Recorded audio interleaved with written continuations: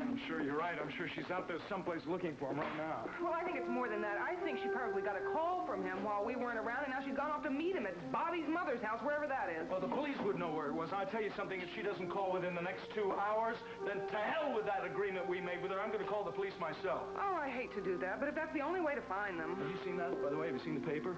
It's bad news. They've indicted Gavin for murder. Oh, no.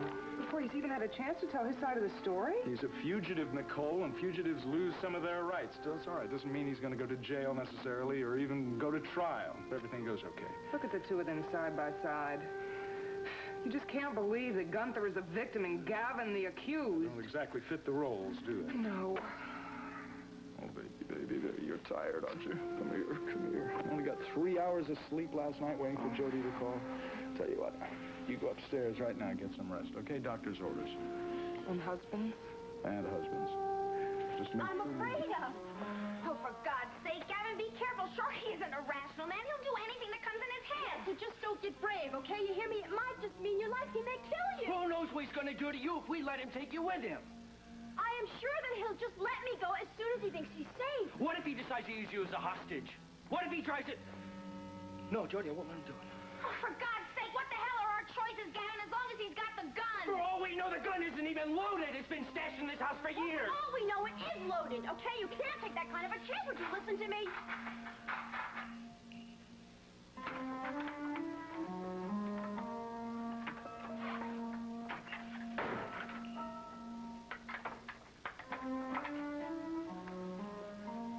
It's all set, kids. I got exactly what I needed. A hot-wired, sexy little bomb, maroon, convertible, 4 on the floor, 396 under the hood, and loaded. She is one mean machine. You're gonna really enjoy the ride, honey. It's got bucket seats. You're not taking Jody with you. I didn't ask for your advice, squirt. Look, Sharky, we swore we wouldn't tell anybody we saw you. I mean, listen, we've got our own problems. No. The only one who's got problems is Loverboy over here. He's wanted for murder, and he's got 2 women on his hands. Well, I'm gonna take care of problem number 2 for him. You should be grateful. Well, it's getting late. And I want to hit the state line before midnight, so let's go. Stand back. I said stand back. Come on, honey. Red light. Green. Red light.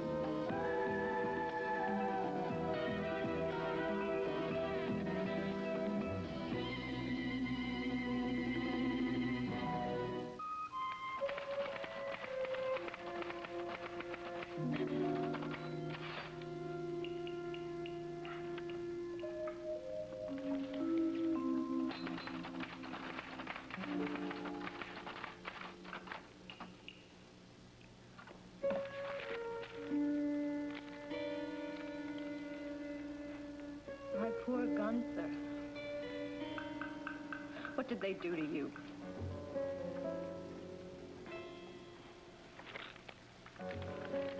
Whitney, employer of the deceased, vehemently denies Dr. Cavanaugh's explanation of his failure to save Gunther Wagner's life.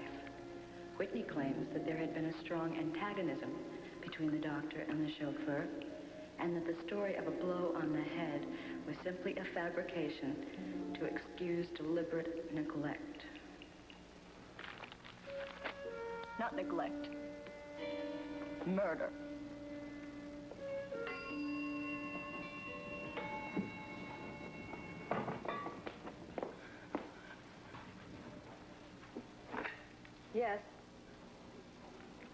Excuse me? Nora, who's that?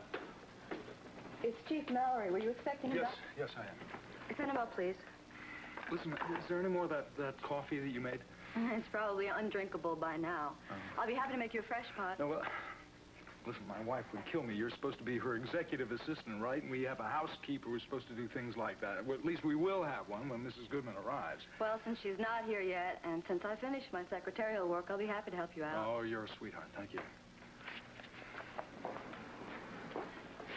Listen, thank you so much for coming over. You didn't have to. You know, I could have come down to your office. No, I was glad to have an excuse to get out of that place. I've been there since 7:30 this morning, and the walls were closing in. Listen, sit down. I'm making some coffee, but I can fix you a drink if you want. No, coffee be fine. A drink would put me on my face. You, must know what my first question is. Yes, well, we haven't had any word from Jody. We don't know where she is. Don't you? Well, we don't know the exact location. We do know that she's probably with Gavin. I mean, I'm not denying that. I hope that wasn't the only reason for this meeting, Miles. We knew that a long time ago. We now need to know where. Well, Oh, Nicole, I didn't know you were home. I was sleeping, Miles. Why didn't you wake me up? No way. She only slept half the night. She's waiting to get word about Jody. But you have gotten word now, isn't that it? Well, not directly. It's just that we know something that might help find her. Oh, help find both of them. Well, we didn't tell you this before because we promised Jody that we wouldn't say anything. Now, it wasn't a solemn promise, and it seems to us now that we could help Jody more by sharing what we know with the police. Well, I'm all for that. What is it? Well, just before Jody disappeared, she got a telephone call from Gavin, and he sort of told her where he was. All right. Come on. Give it to me. I'll have the car there in an hour. Derek, wait a second. It wasn't an address or anything like For that. God's sake, Derek, we don't want a lot of squad cars with screaming sirens. Nicole, come on now. We're not as clumsy and dumb as all that.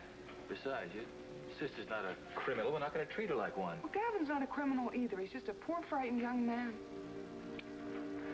Guess it doesn't do any good now to argue his guilt or his innocence. Guilt is a matter of public record. Even he doesn't deny Derek, it is not a matter of public record. He hasn't had a chance to say his piece yet. He did have a chance. He didn't take it. Now, come on, you two. What do you know?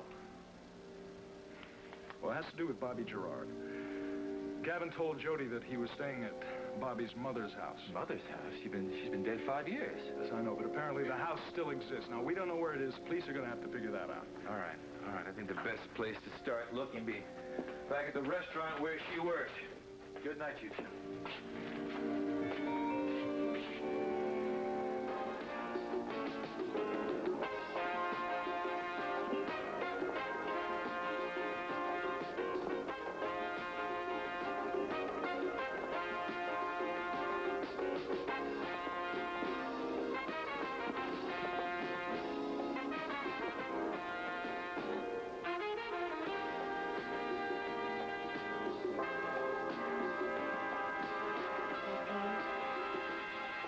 Why don't you quit?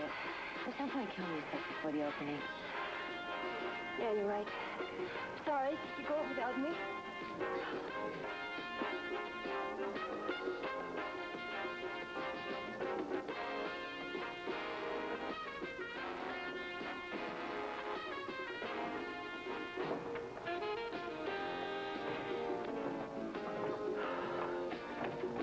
You're working too hard now. The opening is tomorrow, you know. Do you know how close it is tomorrow? Yes, I've been thinking about tomorrow for about 2 years. About my own grand opening. Well, we may be both a flop, but there will be a big difference between you and me. I will be crying in my dressing room. You will be crying in jail. Come on, I'll buy you some dinner. No, thank you. I'm not hungry. All I want to do is go home and sleep. That's what you should do. Sleep. Maybe you can think better and change your mind. How can I possibly change my mind, Arnold? In fact, this little burglary plan of mine has gotten even more exciting. Exciting. Your old friend, Damien Tyler, What? came to visit me. Seems I had a little slip of the tongue last night in a restaurant where I met the detective. What happened?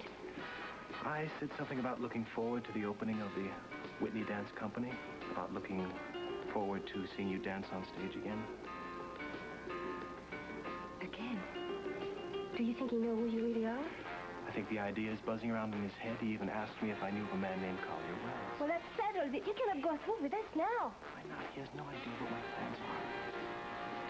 Look, if he knows who you are, you're going to be the first person he suspects when the robbery is reported. He won't have the slightest bit of evidence. You are totally mad. Before it was dangerous, now it's impossible. Not impossible, it's just a little riskier, my love, and the greater the risk, the greater the rewards. Carlo, can you do it for my sake? My love, I am doing this for your sake. All for your sake.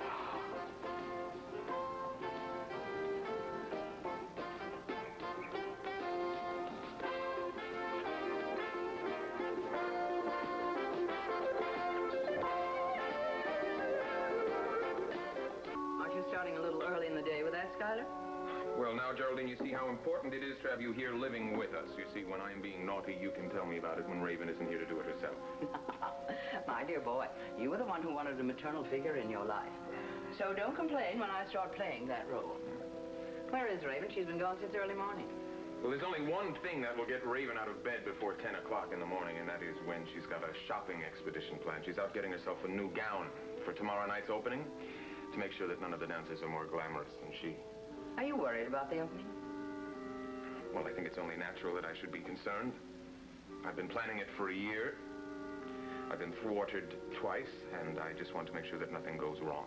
Well, I'm sure nothing will. I'm sure it will be the great success you expect. Incidentally, I liked your young protege, Jody Travis, very much, but I'm glad you now have a seasoned professional to lead your dance company. Yes. Ah, you are nervous, aren't you? Well, I just wish that Raven would call. We've got a dinner reservation for 8. Well, that reminds me. You had a phone call before you came in from that detective, Damien Tyler. Tyler, what did he want? He said he would simply accept the offer of those tickets. Tickets? Oh, the opening night tickets. Yes, apparently you or Raven offered him house seats, and I said I'd convey the message. Well, I'm glad that he's interested. I didn't realize you knew Damien Tyler that well. Well, I don't, actually, but he is a policeman, and one is supposed to be kind to policemen. You never know when you're going to need them. It's rather interesting about him. He has a rather distinguished family background, you know. Indeed. Yes, it turns out that he is the son of a man I once knew slightly in Washington. Well, that is a coincidence. And who is this Mr. Tyler? Well, his name wasn't Tyler. It was Wilcox. Fowler Wilcox. Apparently, Damien chose not to use his last name when he joined the police force here in Monticello. Probably because of the adverse publicity about his father's death. Did you ever hear of him, Fowler Wilcox, I mean? Schuyler? Yes, the name. He was a politician, isn't that right? Well, not really. He didn't hold a political office. He worked with the State Department. He worked with the State Department? Yes. He's dead now. Poor man committed suicide. Must have been a terrible shock for young Damien. Wouldn't you imagine? Well, here you go. 2 blue plates special. Well, thank you, Sid, except these plates are not blue. Well, I guess it has to do with the mood I'm in tonight. Everything looks blue to me. I don't suppose you've heard any more news about Bobbie and Gavin? Only that they are together someplace, and that Bobbie's getting into deeper and deeper hot water. Do you think that she even realizes that she's committing a crime? Yeah, well, you know what they say, ignorance of the law and all that sort of stuff. God, it's not bad enough that Gavin's wanted for murder. Now Bobbie's getting herself into a jam. I just hope that you won't be too hard on her when the police finally catch up with her. Well, actually, I intend to recommend a very good lawyer. Well, they're both going to need legal help, but from what I hear in the newspaper, Gavin's going to need more than legal help. He's going to need a magician. Well, enjoy. I'll come around later. Thanks, Sid. Tell me, Calvin, are you as pessimistic as Sid is? I'm afraid there isn't much to be optimistic about. Gavin's situation can't get better. It can only get worse. You know something? I think you'd actually be glad to see him get away. Well, I'd certainly be glad to see him get out of this jam, that's for sure. Although I don't exactly picture he and Bobbie hold up in some banana republic for the rest of their lives, especially now with Jody tagging along. What about Jody? Well, she's in love with him, and vice versa. The hard thing is to see people like that have to separate from each other. I agree. People who really care about each other really shouldn't be separated, but it happens sometimes. Like with you and your wife, for example. Yeah. Have you heard from her lately? As a matter of fact, we spoke last night. Really? What did she have to say? She's fine. She just opened in Denver, and she's packing them in and knocking them dead. And I think I'm happy for her. Terrific, terrific. I mean, it's great. I'm happy for her, too. You know, I feel as though I know her already, even though we haven't met yet. Well, you'd probably like Star. Do you think she'd like me? I like you. Tell me, have you told her anything about, Gavin Wiley? Well, yeah, of course. Well, you know, Star doesn't really know Gavin all that well, do you? That's strange. I mean, the two of you are such close friends. Well, it's kind of weird with cop marriages. You see, often you just don't share the same friends. Why is that? I don't know. I guess cops are kind of a strange breed, you know, and they work weird hours, and I guess the wives just get tired of just being around cops all the time. Look, this is not what I want to do. I don't want to sit here and complain about my wife. Look, Calvin, I don't want you to do that either. I'm sure that Star is really a terrific person. I mean, she'd have to be. To what? To put up with someone like you. You seem to be, getting pretty good at it yourself. Calvin, you know, I really don't think we should see each other anymore. Didi, that's the last thing I need in my life right now. I wonder what else is gonna happen. How you doing, Calvin? Hi, Chief. You wouldn't happen to be here to, collect me for some special assignment or something? No. Looks like you're on special assignment. Hello, Miss Bannister. Excuse me. Sid, can I talk to you for a second? Yeah. What do you want, Chief? Look, I know you've already been asked a lot of questions about Bobbie Gerard, so I hope you don't mind one or two more from me. Go ahead. I know you don't know where she is, but I wonder if you know where her mother's house is. Her mother's house? That's a pretty peculiar question. Can you answer it? Her mother's dead. Yeah, we know that, but did Bobbie ever talk about her? Did you ever see her? Yeah. Saw a picture once. A snapshot? Picture of her mother standing in front of a house. You think Jody Travis ever saw that picture? Well, it's possible. As you may have gathered, this isn't a very happy household at the moment. I realized there was some sort of problem. I couldn't help but overhear your conversations about your sister. Yes, it seems that she's run off to find this friend of hers. Yeah, the man who killed Mr. Whitney's chauffeur. I haven't read very much about it. I don't care very much for crime stories or violence of any kind. But I gather that you didn't care much for the victim. That's putting it mildly.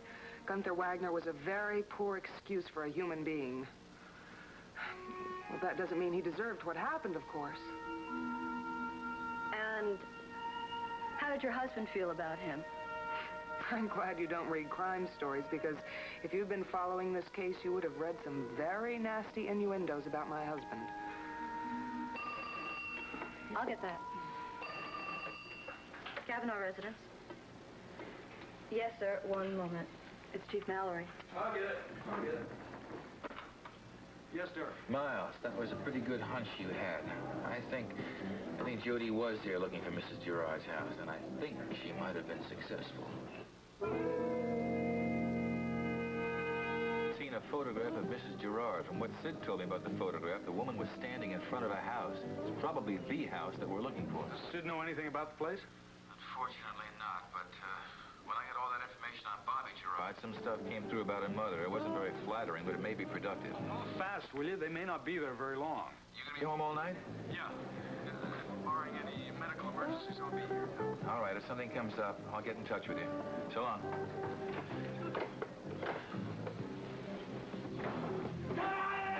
No, you're only going to hurt your hand. That dance is the only way out of here through that door. Another way. Calm down. You want me to starve you out, huh? I'll smoke you. How about that, kids?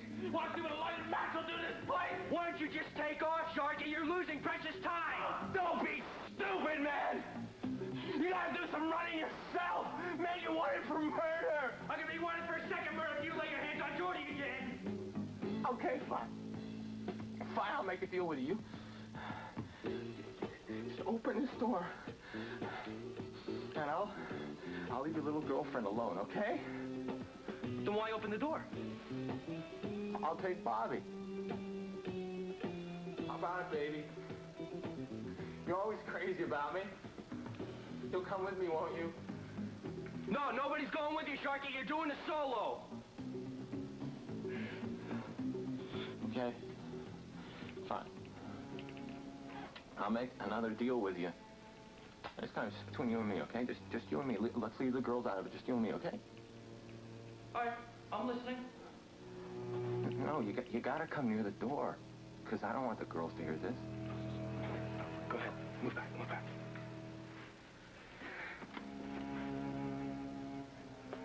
Go ahead. What's the deal? This is the deal, man.